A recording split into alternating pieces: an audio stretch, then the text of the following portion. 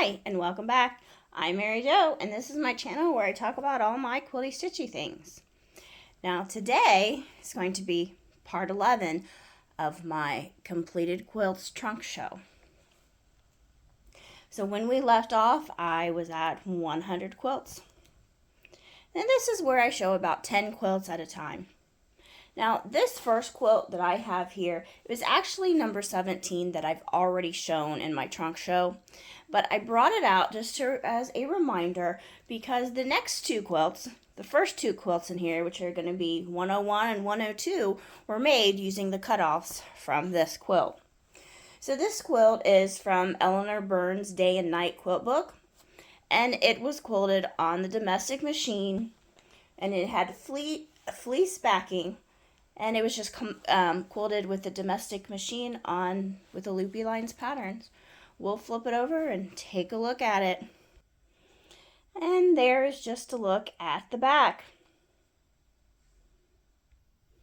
Now what I had done on this quilt is I had put my name and the month and year. Sorry, kind of hard to focus there, which was April 2017. That's when I completed it. And this is 101. Now this was made from the cutoffs from that other quilt I just showed, and this is a spider web quilt, and it was also from the Eleanor Burns Day and Night quilt book. And it does have my name, which I stitched from my machine, there in the corner. I didn't put a date, but I did have my name on it. And it was also quilted on the domestic in that loopy line all over pattern. And this is number 102. And this is also from the Eleanor Burns Day and Night quilt, which was made from the leftover cutouts from that very first quilt I showed. This was also quilted on the domestics with just a all over loopy lines pattern. Now I did put my name and month on the from the domestic sewing machine down there on the bottom, and it does have my name, and it has a date of April 2017, I believe. And 103. Now this is a Bargello quilt that was made with all metallic fabrics, and the pattern is called Island Sunset, and it was from a book by Eileen Wright that was Twist and Turn Bargello quilts. Now I did quilt this on the long arm, and it was quilted with a whipsy pantograph. We'll flip it over and take a look at that back.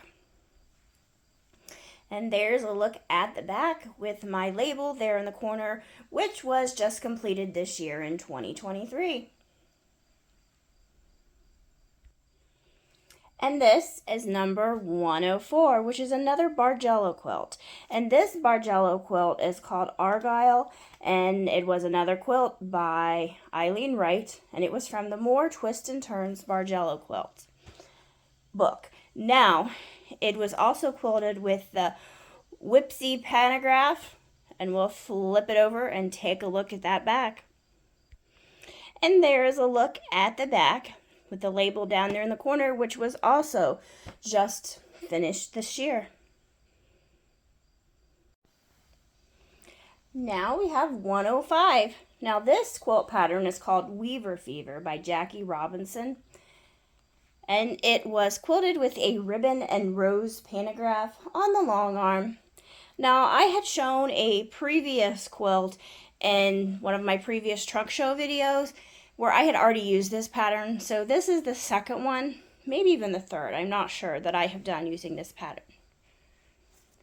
Just different fabrics.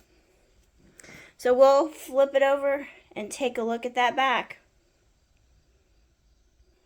And here is a look at the back of that quilt with the label down there in the corner.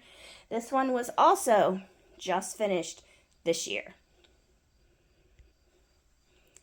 106. Now this is my February Cotton Cuts Gnomes quilts.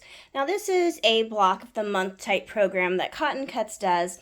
They just started this year where they send you these blocks. You can buy just the boy gnome, the girl gnome, all the gnomes, or you can even buy them all together into a kit.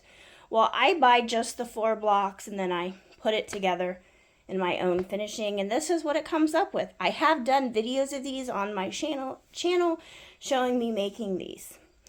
Now this was quilted with a heart pantograph all over, and we'll flip it over, take a look at that back. And there is what the back of that quilt looks like with the label again down there in the corner, which this was just completed this year. Actually, all the rest of these quilts were completed this year. I just had to wait until I got 10 to do another trunk show. And this is my March cotton cut gnomes, and it was quilted with a shamrock pantograph. Now, as I'm doing these cotton cuts gnomes, I am switching the placement between the boy and the girl gnomes and moving them all around. So they all are a little bit different. But we'll flip it over and you can see the back. And there is the back with those shamrocks all over and the label down in the corner. And this is 108, which is the April Cotton Cuts Gnomes. And I quilted it with a Cloudy Day pantograph on the long arm. And I chose the Cloudy Day just because of the April being April showers, bring May flowers. And the Cloudy Day was as close as I could come to a rain pantograph. So that's what I put on it. So we'll flip it over and take a look at the back. And there is a look at the back with the label in the corner. Now I know on previous videos when I have shown this particular one, I called the pantograph popcorn. It is not. I thought that's what the pantograph was, but it actually is Cloudy Day. But the Cloudy Day and popcorn pantograph I think do look a lot alike. So maybe that's why I got them confused. And 109. This is my pineapple quilt, and it was made from foundation paper pads from Fat Quarter Shop, both the 12.5 and 6-inch pads of paper. Now this was a sew along that was a couple years ago that I did, and I just finally got around to quilting and binding it this year. And it was quilted on the long arm with that Whipsy pantograph again. And that Whipsy pantograph seems to be my go-to when I don't know what else to quilt. We'll flip it over and take a look at the back. And there is a look at the back of the quilt. And I do have a label in the corner, but it's cut off in the picture.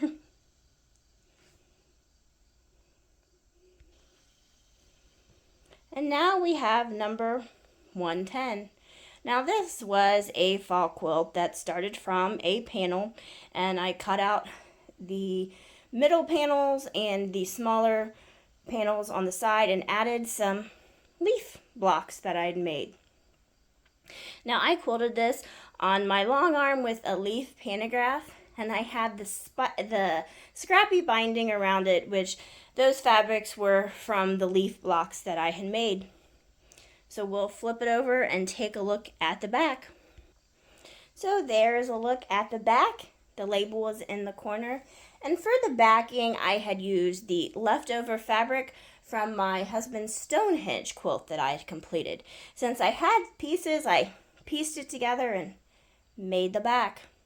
Now this fall quilt, it isn't quite fall yet, but hopefully that fall weather is just around the corner because it's really hot today.